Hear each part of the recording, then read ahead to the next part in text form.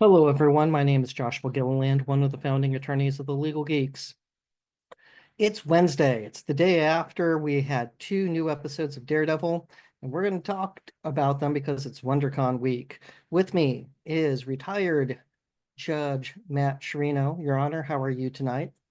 I am good. I didn't know it was going to be a double episode, so it was a pleasant surprise. Yeah, and both were excellent. So I don't know if they're doing this to clear the deck for Andor season two, so that way it's over by then, or if there's some other plan in motion. But wow, these were glorious. So let's let's get to it. Your Honor, first off, what did you think of these episodes? I thought they went well together, so I kind of get why they did the two. They certainly both really focused in on Matt Murdock's Irish and Catholic roots and continue the crisis that's going on within him as to whether or not to resurrect the Daredevil. And so it kind of flowed and it made sense to link these two, and they were incredibly good episodes. Yeah, I thought both are amazing. I think I liked the bank robbery one a little bit more, but that's it. It's still really close and just exceptionally well done, well acted, masterclass in storytelling. So let's break down the litany of legal issues that starts on a St. Patrick's Day episode. And out of the gate, there's a beautiful connection to Miss Marvel with her dad is the banker that Matt goes to visit for a loan for the law firm. And again, a subtle little Easter egg, even though he plays a major role in the entire episode, that was, I'm like, that's the type of connected universe Marvel fans like. That going back to What was it, his daughter or a friend of his daughter's? That because he said that Miss Marvel comes from Jersey City, and there was some connection with the daughter, but I wasn't positive that it was his daughter, in fact. it is his Oh, daughter. no, So that's very cool. yeah, so again, and it was just when he appeared on screen, I was like, he was in Miss Marvel. That's her dad. It's like cool. And naturally he would have a Funko Pop of his daughter on his desk while also not blowing her secret identity. So having her off in California on some adventure was also cool. But it's Daredevil's the type of character who would bump into her or Spider-Man, and this is again nice little Easter eggs for the rest of the Marvel continuity. Uh, Funding a law firm is hard. Matt's firm is pretty big for being a year old. Two named partners. I don't know if there are others who are breadwinners, and they have a healthy staff. And it was nice to actually see that discussed as a reason for getting a loan and the challenges the bank recognized with that. Uh, so again, I just thought that was interesting. Yeah, the bank manager, brought up both their expansion and how they've been spending the money, and also was very quick to point out that they seem to have, although they're very good at the spending of the money, they're not as good as getting paying clients that can continue the operation of a firm that is that size. It's one thing when Matt and Foggy had the little Hell's Kitchen hole in the wall front office. The vig on rent is a lot less than when you're doing a Manhattan space with big conference rooms and a very nice size law office with even if they're the only two lawyers, there certainly was a lot of other staff and paralegals and other people at that firm. Yeah, the leverage rule is a secretary is supposed to help like three lawyers, maybe five in some situations, but like one to three. The paralegal ratio can also vary, like, one per team. So if you have a litigation team, you might have a litigation paralegal assigned to that team. Again, results vary depending on the firm and the complexity of their cases. But flashing back to law school, those were the leverage numbers. And they have a big space with a whole bunch of people. It'd be one thing to go like, yeah, there's 9 lawyers and enough support staff. So they seem to be running big.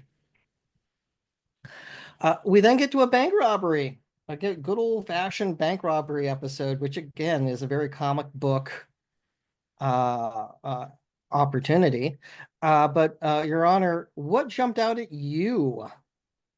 A few things. The both the bank robbery and then when it turned into a hostage situation gave me vibes of Dog Day Afternoon with Al Pacino, which was a great flick from 1975, and it just brought back some memories of that. It also the the lead robber at least was had an Irish brogue, which certainly played well into St. Patrick's Day. And in fact, while talking with the negotiator, in order to buy more time, he asked for a joke, and the negotiator provided a good Irish joke to get some extra time. Legally, most bank robberies tend to be prosecuted by the federal government if they're of that level.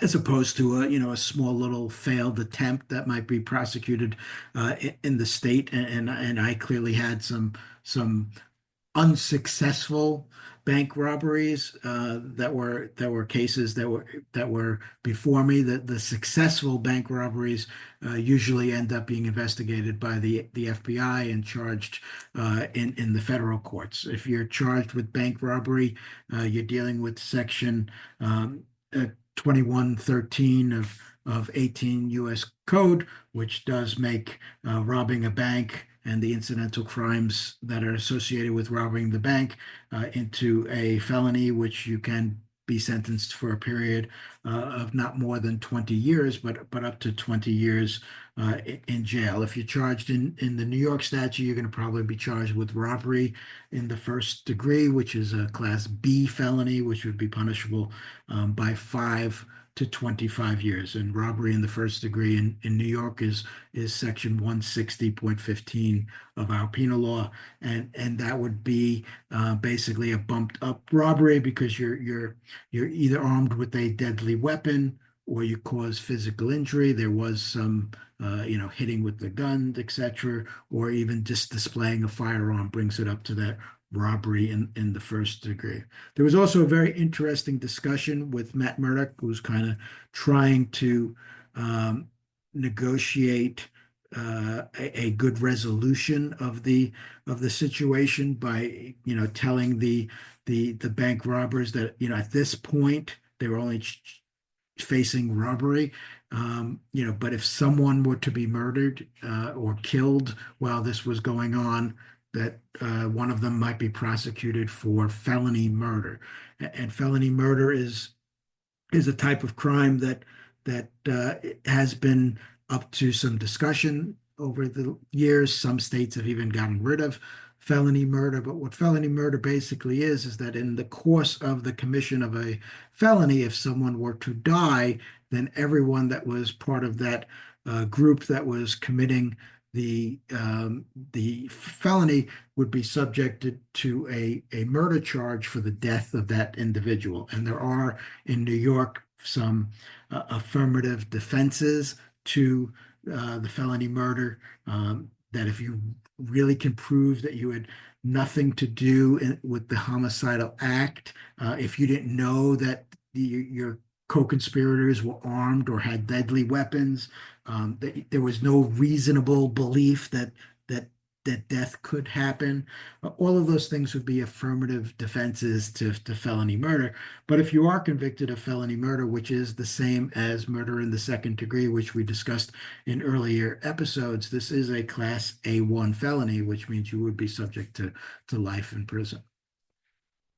The felony murder rule has been one of those catch-alls, and it's kissing cousin to conspiracy liability as well for, again, what was the nature of the conspiracy of the felonious act? And if it was bank robbery, okay, is murder a natural and probable consequence of someone getting killed during a bank robbery? And yeah, I could see a jury saying yes, but it could be very fact specific of, I did not sign up for this. But that's again encourages people to make good life choices, not to go down the path of committing a felony in the first place.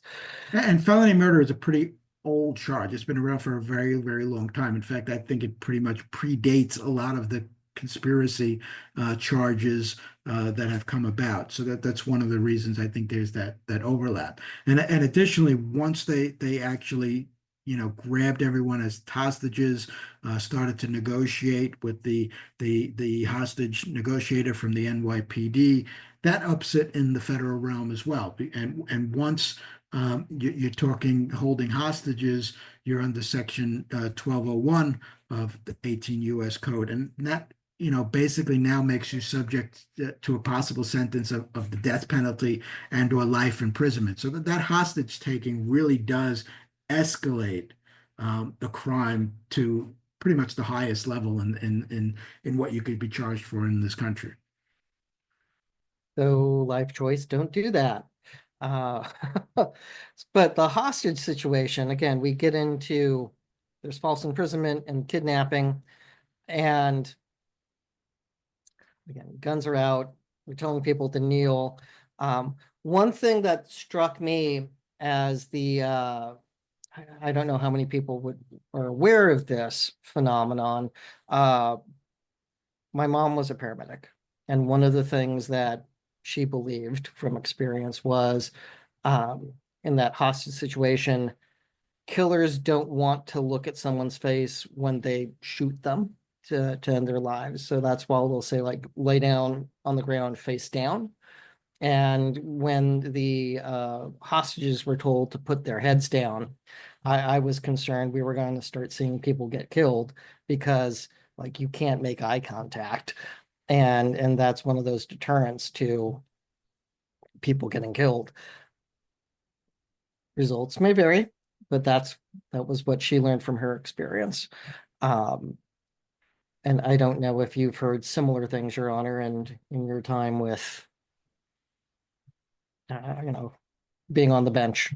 Yes, psychology wise, clearly if you establish a rapport with the person, it's much harder to kill someone that have a bit of a relationship with than if you are a total stranger that they don't even know what you look like. Also, for the fact of future testifying against you, if they can't identify you because their faces were down during any of the periods where you did not have the masks on.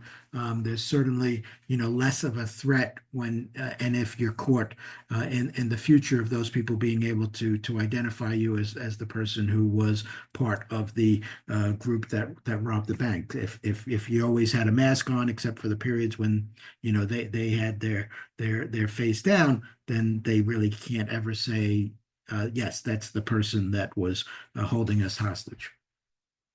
So let's get into some of the hero aspects of this. Murdoch is out of the bank on the phone with his partner when the robbery starts, and he decides to go back. He has zero duty to rescue. Like, there's no special relationship. I mean, a loan was just denied. Leaving with sore feelings is understandable. Going back to make sure the people who denied a loan, because it's the right thing to do to make sure people don't die, is again the hero status of him, which I thought was well played because it's not over the top. He just goes out and does the right thing, with a gun getting pointed at him multiple times in the process.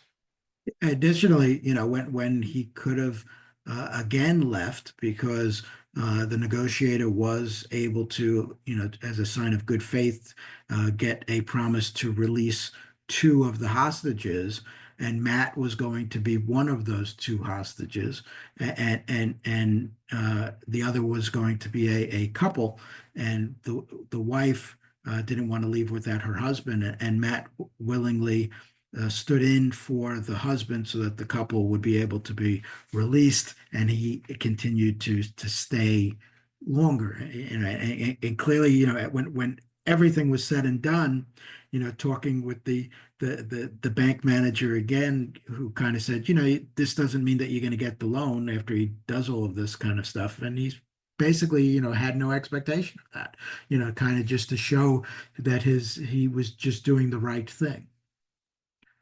which was awesome. Like, so again, the finding out his superpower does include safe cracking, which again, cool. We haven't seen And any. graphically, I love the way they handled that. It was fun to watch the way, the dials of the safe kind of worked in, or what he was visualizing in his blind world as to the triple tumbler safe. It was very cool. The stairwell fight was also masterful, having the added element of don't make any noise and catching the rifle to keep it from falling. It's just like, well done. I mean, great choreography, great message as well of he's just trying to do the right thing and beats the tar out of two dudes. And then the final fight with the leader, fantastic. Just very well done. And he made a friend. Like that was the other good thing. It's like come over for dinner and we'll talk about how to make your firm more profitable. Right, and it was, not just an offer of a thank you dinner. It was, let's discuss how we can make your firm, basically get into the black so that either you'll be able to qualify for a future loan or you won't need a future loan. And it was nice to see. As far as the, the target of the robbery itself, which turned out to be the contents of a safety deposit box.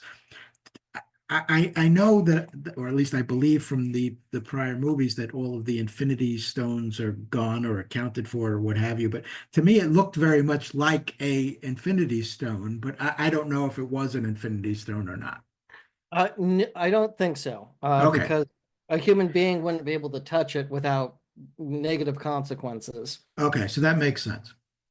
But it did look special, and if it is worth 1.7 million, there's got to be some quality to that. Maybe it's not of this earth, or maybe it's just really special.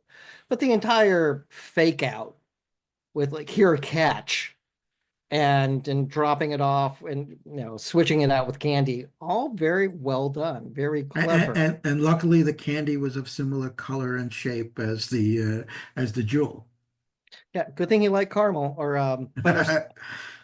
It's like again, very just good storytelling and just fun. It felt like a comic book come to life, and which is one of those great qualities. And that fight at the end, brutal. Like it was well earned for a nice slugfest at the end. But let's get to the second episode of the evening, which is I didn't catch the name of episode six. Episode 6 was excessive force. So episode 5 was with interest, which makes sense with the Mhm. bank and the loan. And then episode 6 was called excessive force, which also very much is the topic of episode 6. Yeah, on multiple levels. So premise. The sanitation department figures out that the graffiti going up is made with the paints mixed with blood. And so it's really hard to clean off. And there have been a lot of people disappearing. So their body count is at least 60. So that is at the freak out level of how many?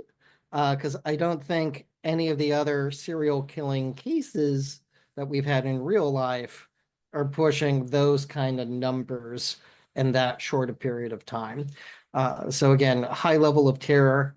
And a lot of things are going to make sense for why people take issue. But we have BB interviewing a graffiti artist who shows his face and admits to doing graffiti. It's a party admission. Your Honor, how would that kid get charged? I certainly had my fair share of graffiti cases, especially when I was in the lower criminal court. And you know, they the graffiti artists themselves are not shy about who they are. Sometimes it's hard to necessarily catch them in the act, although they do have generally a specific tag that they will use so that other graffiti artists know that it's them. That same tag is used by the NYPD to track graffiti artists and charge them with graffiti. And making graffiti in New York is a crime under Section 14560 of the penal law. It's a Class A misdemeanor, which means it's punishable by up to a year in jail. Generally, for the first time that you're caught, you're going to get a violation. It'll then get scaled up. Generally, you'll end up doing community service and cleaning up graffiti. Uh, and so that admission in and of itself, unless he is subsequently charged with making graffiti and they, have something that ties him to a particular piece of graffiti, then they would be able to possibly use that admission because that's a declaration against his own interest, which is one of those exceptions to hearsay, which would be admissible at trial. So that coupled with the actual graffiti and something that ties that individual to that piece of graffiti would be enough probably for a prosecution of that individual. I have never, thankfully, had any cases that dealt with blood being mixed within the graffiti paint. No, no. And I think the reaction from the mayor having everyone, I want the chief here, like that reaction of maybe we need to change procedures, was understandable with how many people are gone. Right, and also the fact that it was the Department of Sanitation who because if from the prior episodes we know that there's a bit of a some bad blood with the Department of Sanitation and the mayor's office because of some of the things that they're doing. And it was the Department of Sanitation who has brought this, serial killer and this crime spree to his attention as opposed to his own police department. Also, kind of, and I think justifiably, angered the mayor in that this is how that he was learning about this particular thing, and serial killers to a large extent, from the things that I've read, and I never had any, thankfully, any serial killers before me, but they do tend to keep some kind of trophies and the fact that he was basically making the blood of all of his victims into this public display of art as a public trophy. It really gave me some thought. It was really, really sick and evil.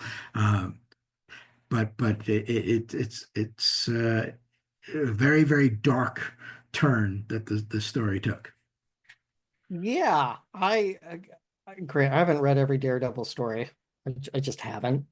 I don't know if this was from a storyline or if this is something the writers came up with for a really dark, evil crime spree that's taking place. But collecting blood to make graffiti is a new level of scary. Um, now And we, his lair itself, and there's sometimes you can't really call something a lair. This was a lair. It was a straight out of your nightmare. yeah, because it's a butcher shop by the train station, like or Right. subway It's line. hanging bodies and hanging body parts and just table. I mean, it was just a real scary haunted house. Yeah, we're gonna call that not good. So Going back to the mayor's office, he gets a visit from one of his prime boss family members, who just shows up. I don't know how difficult that would be in real life. I know I just can't pop in and see a mayor in any of the major cities in the Bay Area. Like it doesn't work that way. Yeah, you might see one, but like if you're in downtown San Jose, you might see the mayor. If you're in Oakland, you might see the mayor. But that's you don't just go hang out at the mayor's office and wait for them to show up. So there's that might be the most unrealistic part of this episode of not the Since I was appointed by two mayors, one mayor twice and one mayor once, I've had the privilege of having to go see the mayor on several occasions, and even with an appointment to see the mayor and being expected at the mayor's office, it is not that easy to get through all of the levels that you have to get to actually get into that office or in for one of my appointments to the mayor's house. There's various layers of security and just showing up unannounced and having to also be probably, the leader of one of the families of the Russian mob or the Latvian mob or whichever one Luca is part of. Generally, they're going to send you away, and you would never even get anywhere close to the door, let alone to the secretary who's saying, someone wants to see you and they won't take no for an answer. You ain't getting that close. no, it's going in for a case management conference at any of the local courthouses. You're going through a metal detector, the belt comes off. Like that's all of them, even the tiny ones. You're jumping through those hoops. You're not going to go pop in to see your buddy, the mayor of New York City. It's just not happening. Uh, but they're talking about a criminal conspiracy at the mayor's office. Just no, bad. Good thing he doesn't have like a recording device in there because that's never been a problem. Yeah, clearly, there's issues with official misconduct, which can be charged under the penal law under Section 195.05 for using the office to conduct criminal enterprises. Also, clearly, there would be problems with the conflict of interest laws under the city charter because you can't engage in any kind of business or transaction, which would give you a private financial interest. And being the top of a criminal enterprise and discussing deals and ransoms and taxes to your criminal enterprise on public property in the city hall would clearly be a violation of many conflict of interest laws, if not in fact criminal under the official misconduct statutes. Yeah, well said. Now there's something that I thought was interesting, included the fundraiser that they go to, and the interactions that take place. And I think there's a second cameo. I'm not positive, but I thought the guy with the ascot was almost Kate Bishop's stepdad, that he was from the Hawkeye series. He looked very familiar. I And know he was in Better Call Saul. He played one of the really violent and effective members of one of the Mexican cartels that was part of the Better Call Saul show and played a phenomenal role as just a incredibly good hitman and negotiator for some of your more extreme elements of the cartel. fascinating. So I'm not 100% uh, the same person, but I was like, I want to double check this because, again, subtle Easter eggs like that are well done. Just being able to go, hey, we've seen them before. And like, that's a nice touch that they have.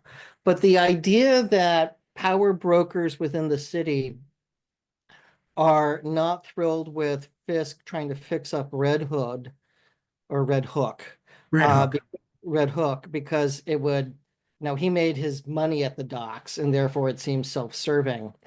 It's like, oh, that's astute and different. And, and on one level, it's a little weird for me wanting to defend the kingpin. Him going like, you know, ports matter. Like getting shipments and industry coming in is radically important. We get imports. We need it to work. We need it to be safe. We want this type of commerce. And yeah, I have experience here, but that's because I know it's important. So that's why I'm pushing it.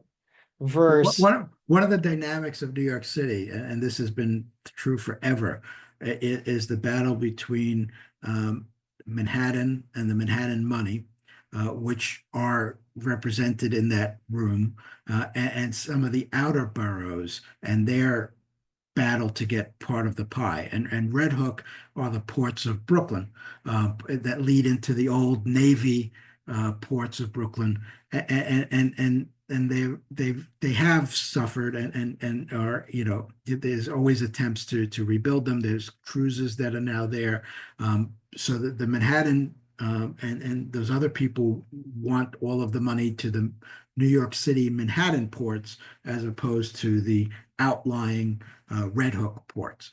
So that part it can be somewhat accurate. I mean, I love Fisk's line when he said that politics and crime is basically the same. You find what a person wants and you either withhold it or you provide it.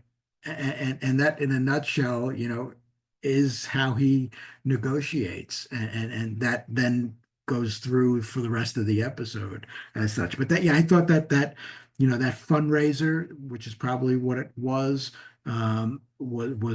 really well done to just show we don't accept you as one of us. It almost gave me Ava Perón vibes, where the Argentina aristocracy would not accept this person who came from a peasant class to be amongst them. it's President Jimmy Carter had problems with the DC elite because it's like even though they were all on the same political party, they had problems playing nice together. And but again, just other issues, other examples. So we've discussed our serial killer. Is there anything that you want to? Oh, well, we get the special task force. Hence where the name excessive force comes from. There's when the leverage is they get overtime and they don't have to wear a body camera. uh I agree with knocking out overtime seems to be a bad life choice for city politics to keep the streets safe. No body cam seems to be inviting all kinds of problems. Can you elaborate on that issue? The they set out to basically form a task force of NYPD officers that play very loose with the rules. So they had a binder of various officers that qualified, and you qualified if were maybe a little bit rougher than you should be, or did things to short circuit the system, and really brought it to a level of street justice. And to save money, the one of the mayoral reforms was to cut the overtime of his police officers. This was also done, I think, to punish the commissioner for not playing ball with the current mayor. So these officers would be exempt from that rule. They would be allowed to have overtime, which of course would increase all of their salaries. And they also said that this group of officers would not have to wear body cams. And in New York, as part of the settlement in the Floyd versus the City of New York lawsuit, part of the settlement was that the NYPD would embark on a body cam program. And for New York Police Department officers, they are required to wear body cam cameras. They are required in most circumstances to have those cameras on when they interact with people. There are very rare exceptions where they can turn off the cameras, including, and these things make sense, if they're talking with a confidential informant, if they're interviewing a sex crime victim, if they're conducting a strip search. For those things, they are allowed to shut off the cameras, but it does indicate when they put on the camera, when they shut off the camera. So they would, if there's a gap, they would have to explain that. And those cameras are the digital recordings of those cameras are then preserved, and then if relevant, those digital cameras. The digital footage can be used in a court. They can be used in a civilian complaint review board. They can be used by the police department's administration if someone should be disciplined. But in large part, every officer is required in New York City to use the camera. So by not using the cameras, you're basically saying to this task force, you could do whatever is necessary to get the results that we need. And you know, the officer that was involved in the earlier episodes with regards to the shakedown of the confidential informant, which resulted in his death by the White Tiger, as part of this task force, and it's kind of loosely based on in 2008, 2009, there was a task force that was part of Brooklyn South Narcotics in Brooklyn, and they were accused of, and some of them pled to, basically they were stealing drugs as off the top, or skimming drugs off the top of some of their drug arrests, and then using those drugs to pay off confidential informants with the drugs that they were skimming to get information on other drug dealers. And they were targeting certain drug dealers, and some of the officers also pled to basically working for some of the other big drug dealers by getting some of the other competition out of the way. And a lot of officers went to jail for this, or administratively decharged, or took a very early pension. And you know, like in all things, there's only a few bad apples to ruin the entire bunch. And overwhelmingly, the cops that I dealt with in the NYPD really wanted to do a good job. This particular part of NYPD history was a big black eye to the NYPD. And I could see that kind of, I think, basing some of this on that particular task force. Having the mayor show up and claim I'm in charge of it seems to be high risk politically. If they get results, it's one thing, but this just opens the door for corruption, because it's one thing to take out the Muse. Do they disband afterwards?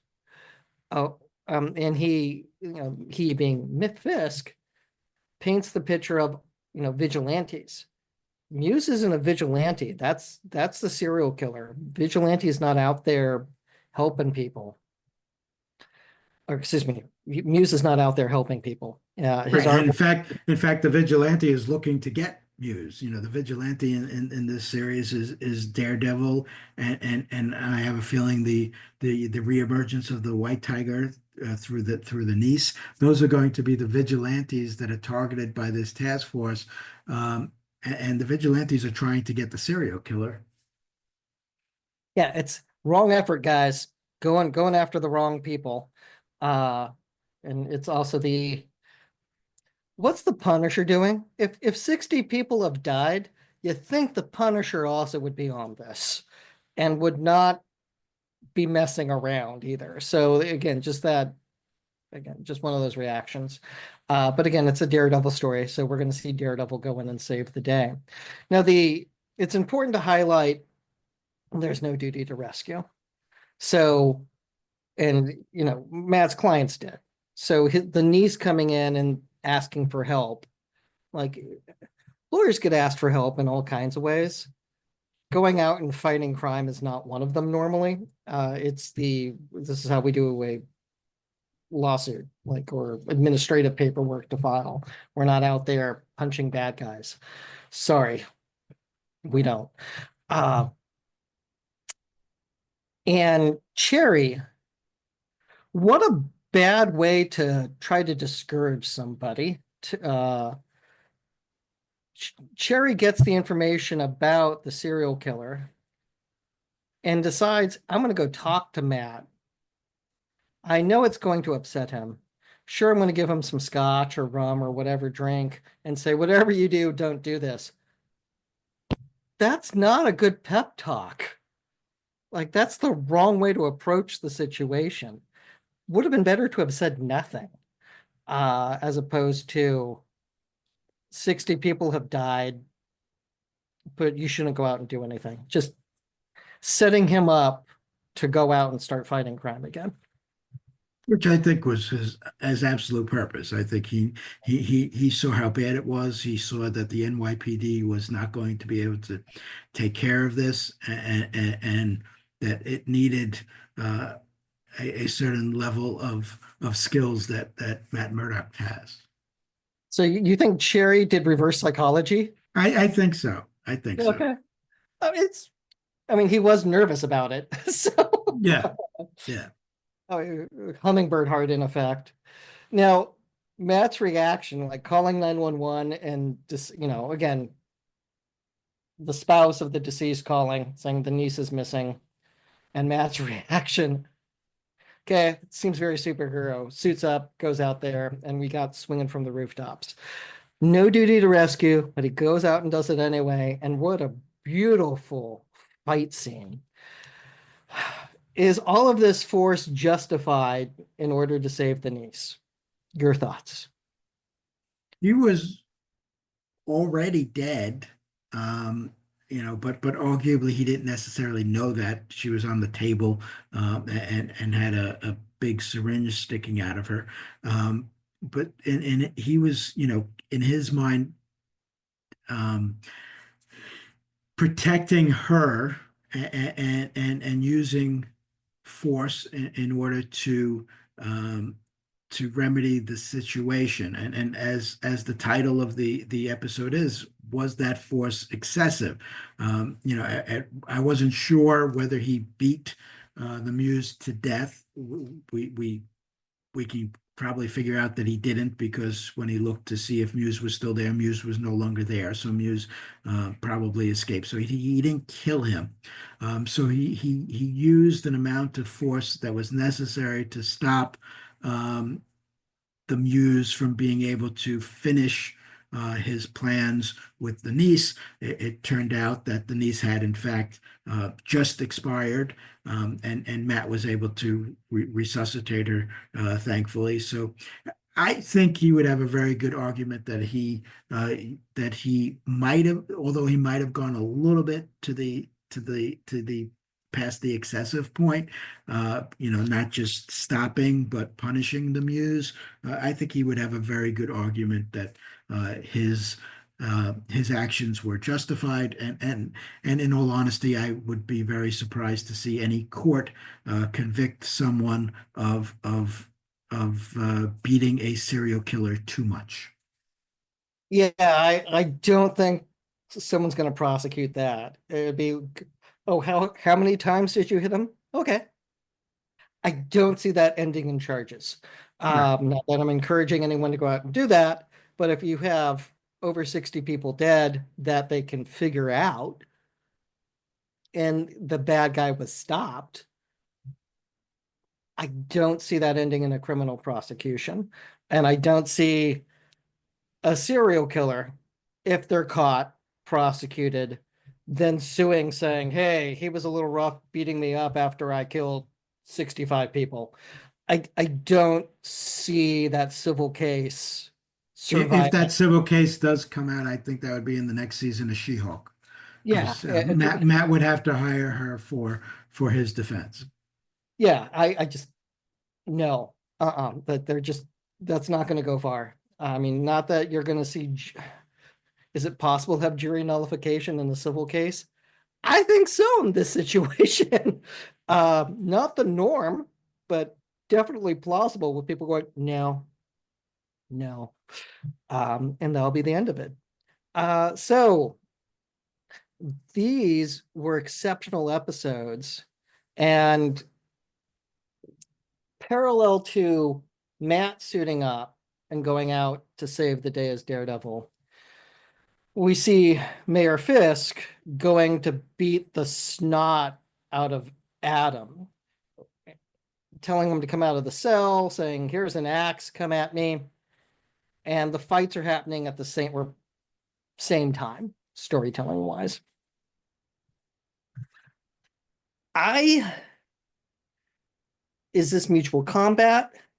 Adam's still a prisoner. It's not like he could just walk out and go, "Thanks, you opened the door. I'm leaving now."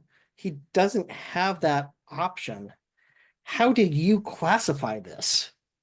Yeah, I love the way they juxtapose the two fights because in some ways they're very similar. Both have issues with excessive force, and it does show really the two stars of the um, series in a very similar act, that of attacking someone else in a very, very deadly fight.